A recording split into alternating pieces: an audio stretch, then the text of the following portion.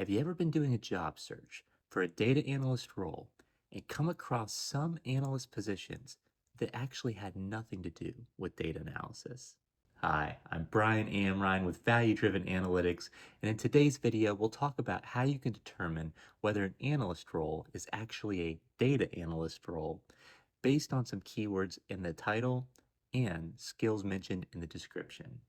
With that said, let's head over to our PowerPoint.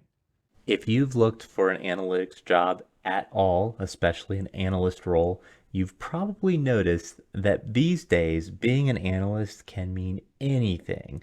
Everybody's an analyst, even if it has nothing to do with data. So pay attention to keywords and skills mentioned in the job description to determine whether it's actually the kind of analyst role that we're talking about today.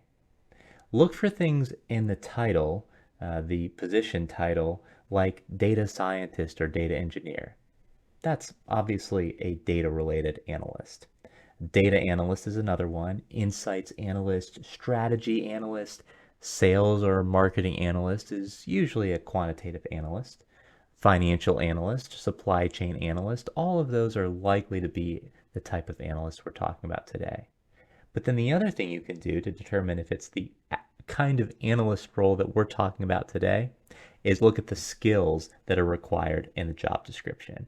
You want to see things like analytics, SQL, interactive visualization, whether it's Power BI, Tableau, Click, or other interactive visualization tools.